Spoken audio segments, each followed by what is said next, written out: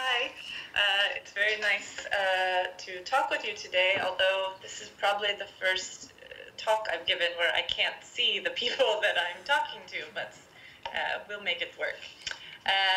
So yeah, today I'm just going to talk a bit about research that I have done here in Stockholm concerning the links between educational mismatch and health in immigrant workers here in Sweden. You can change the slide.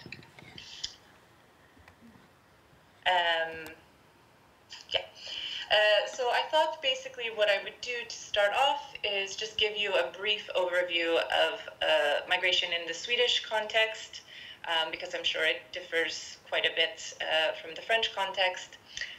Then I'll talk more specifically about my study and the links between educational mismatch and health, and then just end with some concluding remarks and recommendations. Slide. And the next slide, yeah. So this slide is just to sort of put migration in Sweden into context and just showing patterns of immigration and emigration in Sweden over the last 150 years. So Sweden is kind of an interesting case because it's really transformed from a country of emigration when about 20% of the population left the country at the turn of the 20th century to today, where immigration far outpaces emigration, and immigration is really a big part of population growth in the Swedish society today. Next slide. And this is just to sort of show you where people are coming from. So this slide really shows that today, so Sweden has sort of transformed also in the reasons for why people are migrating. So after World War II, a lot of it was dominated by labor migration, mainly from persons in other Nordic countries, but then also expanding to workers coming in from other countries in Europe. But from the 1970s and through today, it's really dominated by refugee migration and family reunification migration. And you can kind of see this in the countries of origin of the people coming. So these are figures from 2015. So Syria is obviously the largest group, followed by Sweden, which is just people coming back after they have already emigrated. And then other countries from around the globe, basically. So it's a really mixed and heterogeneous immigrant population in terms of origin. Next slide. And this slide is just to sort of show you the trends in the residence applications that have been granted in the last few years. And you can see that the top three categories are dominated by family relations and refugee migration, to just sort of drive that point home that these are the main reasons for migration today, whereas labor market migration is down near the bottom, and students and other migrants from the EU countries. Next slide. So this is just to show, if we talk about migrant health, I'm not really sure the audience knowledge about migrant health, but in the Swedish context, there's sort of an interesting phenomenon whereby we see migrants are often reporting poorer health, but at the same time showing a mortality advantage. So if you look at the figure on the left-hand side, the top row shows that migrants from countries outside of Europe are reporting the poorest health. So this is about 20% of a population surveyed from a few years ago are reporting poor health, compared with 4% in Sweden. But if you look at the figure on the right, we actually see a pattern whereby those migrants from outside of Europe, although they report poorer health, they're actually showing a decreased risk of mortality, and that's shown by the risk that is below 1 in the figure. Next slide.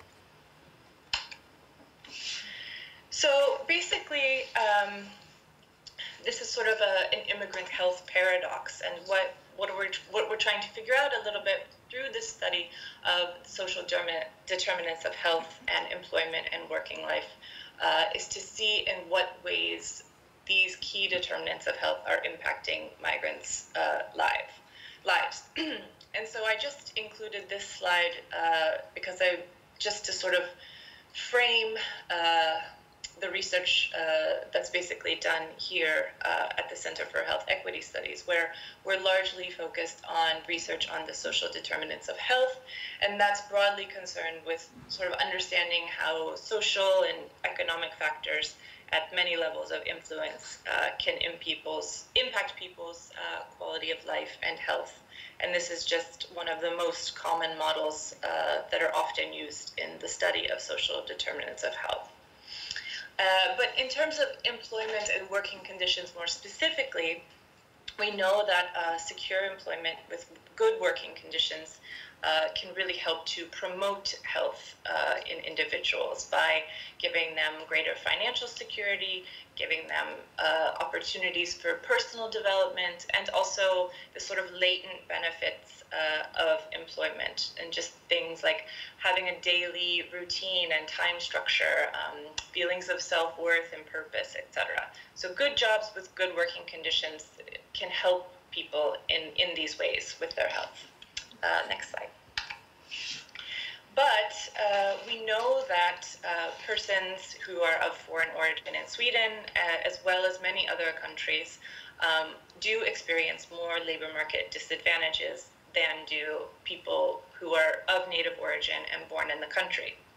And in Sweden, these disadvantages include things like higher rates of unemployment, poor physical and sort of psychosocial working conditions, and they're also more frequently segregated into lower status occupations.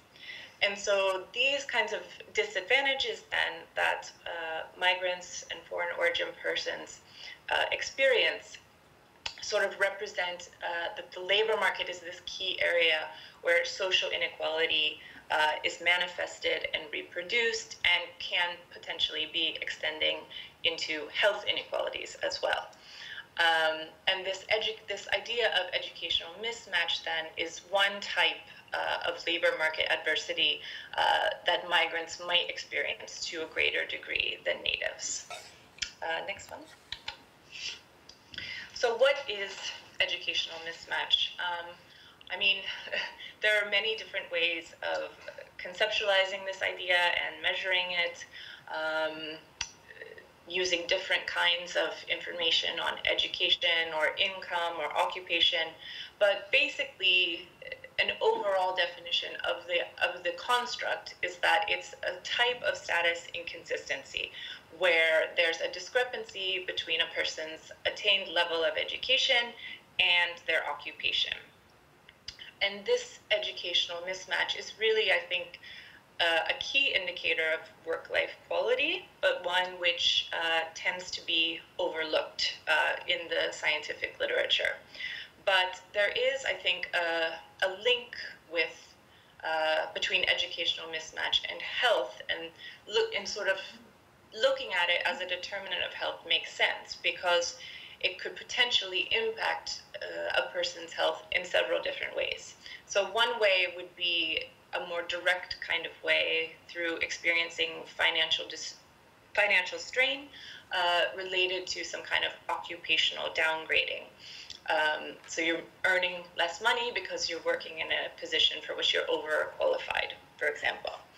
But I think most of what the research, as it pertains to health, has focused on is the potential health detriment that is a result of stress and these psychosocial kinds of stress processes.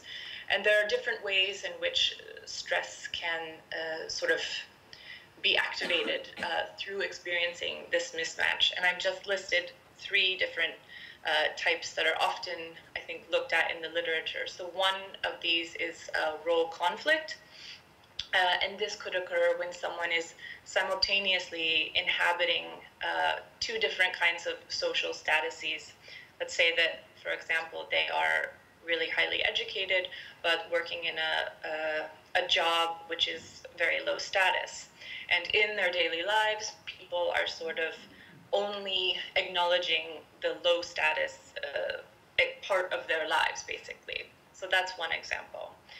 Another example is this theoretical concept of relative deprivation, whereby people who maybe have the same level of education, but one person is doing a lot better financially or in terms of the status of their occupation versus another person who has equivalent educational qualifications. And then a final kind of idea is this idea related to job strain, which some people may be familiar with as part of the demand control model, which is pretty famous in studies of working life. And this can occur when, of course, there's some sort of conflict between a person's work demands and the control they have over their work. So, for example, an overeducated person might experience stress because they're really worried that their skills are atrophying, that they're not being put to use, that they're going to be stuck in this position for a long time, whereas an undereducated person might feel overwhelmed by the demands of their work.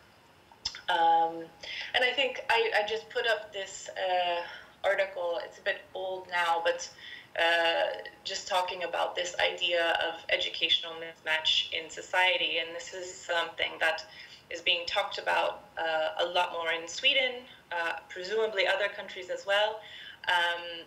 And really this idea of, the loss of the competence of migrants when they relocate, and that we're not using that competence in the most effective way. But still, the connection to health has been really largely overlooked. So, the next slide. As I said, the number of studies that have looked at this health impact of educational mismatch is limited. But the few studies that have been conducted have shown relationships between poor physical health and poor mental health, as well as an increased risk of injuries in the workplace. And as I said before, this idea of mismatch is a complex construct. The way in which it's measured varies a lot by research discipline, whether it's a quantitative or a qualitative measure. So, there's a lot of variation in how it's understood and operationalized. Next slide. So that brings us to a study that myself and my colleagues did here, looking at educational mismatch in health among foreign-born workers. So basically, this study was based on survey data. It was a cross-sectional study, just one time point study. And in this study, we looked at associations between mismatch and poor self-rated health among native-born workers and groups of foreign-born workers. It sort of compared the foreign-born workers to the native-born. But because of all of this sort of uncertainty related to the measurement of this construct, we had an opportunity to compare different measures of educational mismatch. And so an additional methodological aim of the paper was to compare these different measures and see how they were similar or different in terms of the assessment of the prevalence of mismatch and relationships with health in the different study population groups. Next slide. So what we did, we constructed both an objective and a self-reported measure of mismatch. So for the objective measure, we took the respondents' education level as recorded in the Swedish administrative registers. These are large data bases that basically, in theory, cover the total population. And then we compared the respondents' education level with the modal level of education within different occupations. So looking at the most common level of education among the population in Sweden as a whole, within, I think we assessed around 350 different occupations. And then we had this self-reported measure where we took the respondents' self-reported years of education and compared them to what the respondents felt, how many years of education the respondents thought were needed in their job. And based on all of this information, we classified people as either being matched, undereducated, or overeducated. Next slide. So this slide just shows the prevalence of mismatch in the different study populations. So the first half of the graph is looking at the objective mismatch measure, and the second one is the self-reported measure. So it's a lot of numbers on the screen, but basically if you look at the Swedish group compared with the different foreign-born groups in the second, third, and fourth column. The fourth column is the total foreign-born. You do see that there is a difference in terms of the number of people who are actually matched, whereby the Swedish people, native origin Swedes, are matched more frequently than the foreign-born, and that the foreign-born are experiencing higher rates of overeducation. So there is quite a bit of difference between the two measures in terms of the undereducation and the overeducation, and I can talk a little bit more about that at the end, time permitting, about what I think about those differences. But basically, the next slide. This shows the overall results for women in the study. And so we look at the women's risk for poor self-rated health relative to native-born women with a matched status. So that's the reference group here. And I know it's kind of a confusing graph, but the native-born persons are shown in blue. Migrant women from Western Europe are shown in red, and migrant women from outside of Western Europe are shown in gray. And on the left side of the graph, we have the results using the objective measure, and on the right side, the results showing the self-reported measure. So basically, what we see for women is that among women from outside of Western Europe, that there is an increased risk of poor health among both the undereducated and overeducated women. And with the self-report measure, we see that there's an increased risk of poor health in this group across all three categories of mismatch. So both the matched and the non-matched women are showing an increased risk for poor health. Next slide. Among the men, we see a somewhat similar pattern whereby there was an increased risk of poor health among men from outside of Western Europe, among those who were overeducated. And we see that both in the objective and subjective measure, although there was a decreased risk of self-reported health in undereducated native-born men, which was a little unexpected. So overall, I mean, it's sort of I know I went through the results really fast, but I think the take-home message of this study is that, you know, educational mismatch, particularly overeducation, could be a quite important determinant of health for foreign-born workers, particularly those from countries outside of Western Europe. And I think this really points to the importance of labor market integration, not only in terms of whether you are employed or not employed, but really finding a job that is commensurate or in line with your educational achievements. And I think, given the implications for health and for integration, which is sort of a very common theme that a lot of countries are talking about right now, this sort of improvement of working life quality among persons of foreign origin is really warranted. So just being employed or not employed, maybe, we need to work a little bit harder to improve the actual working life quality. Next slide. And in particular, I think from a research perspective, this is one study that just looks at findings at one point in time. And I think really there's a need for longitudinal studies that look at these relationships over time, studies which account for the amount of time that people are spending in states of mismatch.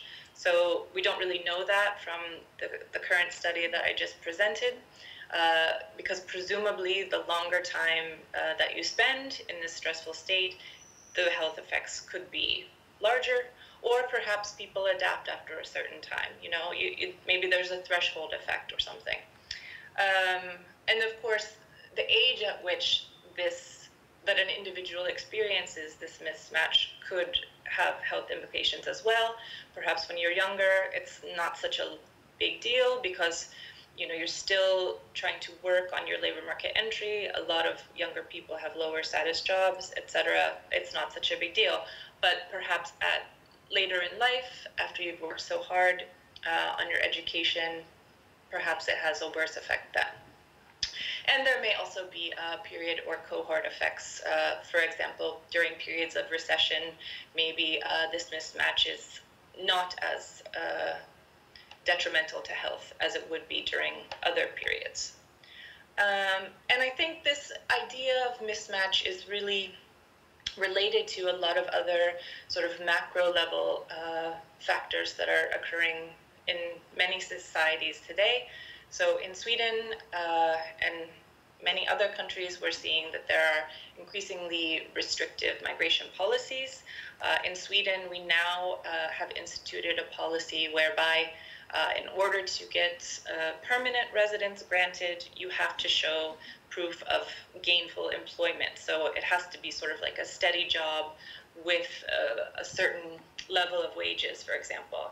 And this is really contrasted to Sweden's historically quite generous migration policies within Europe. In addition, we have increasing labor market flexibility, where we're seeing the increase of temporary jobs and temporary contracts. It's not so common, especially for young people, to get jobs with a lot of stability and security at younger ages. And in line with that, we have this development of the gig economy, which is a term used here at least, whereby people are paid on a per job basis. So like an Uber driver or food delivery services that are developed using these apps and these different kinds of services. And I think this is a really interesting development to study because it could potentially be combining these potentially health damaging aspects of both educational mismatch as well as precarious work, because it's not a sort of steady stream of income. It's based on a per job completion salary or